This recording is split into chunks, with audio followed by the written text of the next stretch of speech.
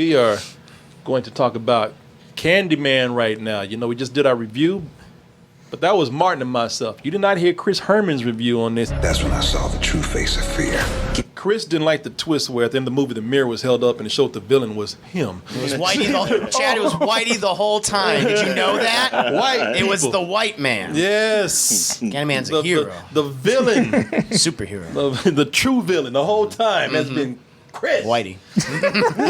Chris Whitey Herman. Whitey Herman. That is also what I'm known as in some circles. You sound like a good. Are you playing the blues now? I know, right? It's not bad. I think Chris I can do Whitey that. Herman plays the blues. I still believe. You know, I typically expect, you know, a sequel to be either as good or better than the original film. You know, and this was not in any capacity, neither as good nor better. Now, that's not to say all of it was bad or I disliked everything about it. Like, to be positive at the front, I did like the use of the shadow puppets to, instead of, you know, there are flashbacks in this film, but in place of a lot of possible flashback sequences, they use shadow puppets, and I thought that was great. What they do with him at the end of the movie is ridiculous, and I want to get more into that in regards to the third act. Yeah. And I think the movie does better by Virginia Madsen's character Helen than it does by Tony Todd's Candyman. Yeah. I really like those connections and how Yahya Abdul-Mateen like found all of her stuff and notes and was learning through her, and how people view her, how her urban legend has changed over time. Getting more average stuff with the film, I was excited about it because Yahya Abdul-Mateen plays Anthony the baby from the first movie. I think this is going to be really interesting. It's not. I thought him and I forget the name of the actress who plays his wife. They're just kind of there. Paris. Thank you, Teyonah Parris. That's how you say his name. Yeah. They're just kind of there. It's like they're not necessarily bad in the film, but nothing is really charismatic or interesting about them. And like even when they try to give Paris like backstory, it's like you don't even need this. Like in regards to her father, it comes out of nowhere. Yeah. And I'm just like, it's like this is a weird scene. That movie's filled with a lot of things where the pacing is just halted in place. And then we get to the more negative aspects of this film. I just did not like this story. You will have people just having a conversation about whatever, probably some art stuff you won't even care about, and then they'll just suddenly go, and the white man. And at first I thought, oh, they're being funny. I thought that's what it is, being facetious, being sarcastic. I was like, oh no, you're being fucking dead serious. And that came across really just, first unintentionally funny, and after a while I was just like, all right. I'm not even bothered by, like, listen, because, I was a white person, I was offended. No, go into that stuff. That's initially I was excited about this film when they showed the church, it's going to be a critique on gentrification and over policing. That makes so much sense for right now.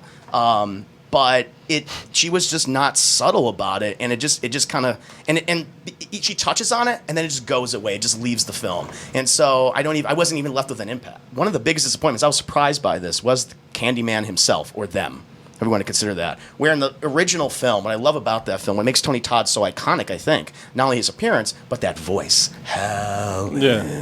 I am the writing on the wall. I am the whisper in the classroom. Here he is a moaning ghoul. That's all he is. He just goes, that's it. That's all he does. There's nothing. He has no charisma. Yeah, I was disappointed by it. It is in no way as good as the original movie. And I told you I wanted to talk about this because I felt like it could have worked if they had done it a certain way. And it's here we go, right? It's the bathroom scene. Candyman. Not today. Not today. Now I thought that was funny. Smartest girl. Not today. What's up, black bitch? That's kind of what they had in there. Like, even that felt like, are y'all trying to make a racial statement? Or are y'all trying to make this... knowing this movie, probably yes. But and then that's one of the things where I was like, I didn't understand that. Let's go. Why's she busting in like that? And they set up this whole thing with this. Okay, they mock her. This whole thing is it doesn't make sense because they're introducing way too much information for something that we're never gonna come back to. So you got these girls in this movie, and we want to explain why they don't fit in the film. And then you got her where they got this whole backstory where they make it sound like she was partying with these girls, but she couldn't hold her liquor. Yeah. And now they're making fun of her. We don't need all that shit right here. We're not sticking around with these characters long enough to know all this. apparently drinking a bucket of Kool-Aid. Yeah, he said the pitcher got knocked over. Yeah, a lot of blood come out of somebody. The problem with this is that these characters in here, they don't serve any purpose of the story other than just to be killed. Yes. This Yes. would That's exactly what it is. This would have been served better at the beginning of the movie to set up that Candyman is back. Yeah. Or if they really want to show it in the middle of the movie. So the way that this girl is introduced, she's at an art show. And she doesn't even meet the main characters of the movie. She's just walking around, and her mother says, "You ready to go?" But before she leaves, she goes to the mirror and says, "Candyman," five times, and then later we know what happens. Now, even if she had just had a dialogue with Anthony, what's his name? Yeah. If he had even had if he had been drunk and been like, "Try it, go ahead, see what happens." Yeah. If we had just had that dialogue, that would have connected it to the movie better. But it's like I said, the movie just. We were following the film, and then she went on her way, and it was like the movie, like I'm going with this over here. And it just didn't make any sense, man. It just felt to your point. It just felt like, okay, this movie's not really doing much, so we gotta kill somebody right now. Okay, let's go ahead and do something. And that's a school massacre. They reading about all these artists dying. Ain't nobody talking about these kids that died. Right. Yeah, nobody's talking about that. And even with the artists that die in these horrific ways. Yes.